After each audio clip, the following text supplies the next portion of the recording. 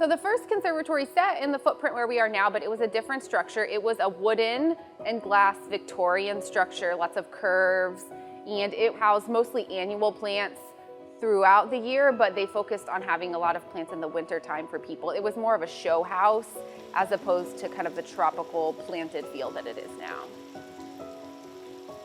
It was part of George Kessler's vision for the parks and boulevard system. He was a landscape architect of German descent. He actually studied under Frederick Law Olmsted, who designed Central Park, and then he was commissioned by the city in the early 1900s to help design the parks and the boulevard system that we have in place today. He liked a lot of contrast, the modern and the classic, the formal and the informal, a place for people to see different types of plants and different plants that they don't normally see and plants throughout the year, and he really seemed to value that. There weren't local garden centers selling tropicals for people to grow in their home then, so this was really an oasis, really a place for people to come and see something unusual and see some green in the wintertime. So in 1955, they made plans to rebuild the conservatory, and that's how we have the structure that we have today. It's an aluminum welded conservatory. It was the first of its kind in the country, very state-of-the-art. And with this design, they were able to eliminate a lot of the interior structures, the pillars and trusses, so there was less shade, which is important when you're growing plants. I believe it was the mid-'80s when they installed the waterfall back in the back, and then sometime early 90s or so, they kind of gutted the place and added in the beds and a lot of the rainforest plants.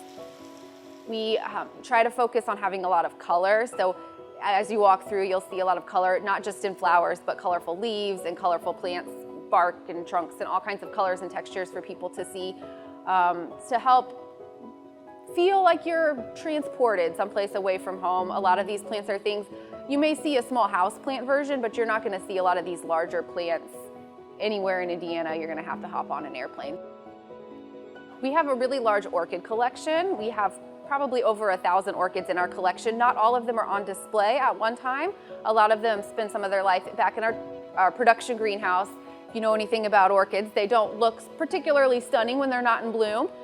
So we put them in the back, take care of them, wait for them to bloom, and then we put them out on display. So it allows us to have kind of an ever-changing orchid display. So any given week or month, you may come in and see different orchids on display. That is something really unique that we're able to do here. We also have a lot of plants that give us products that we're familiar with. So we have a chocolate tree and a coffee tree. We have lots of tropical fruits that people can see and kind of connect what they consume or what they use with the plants that actually give them those things. It takes a lot of work. We have horticulture staff and volunteers that help take care of our plants here. Everything from the day-to-day sweeping up leaves, general grooming, pruning, and then larger scale things like all of the large trees have to be pruned once a year. At least once a year, because if they go through the glass, then we don't have a rainforest anymore.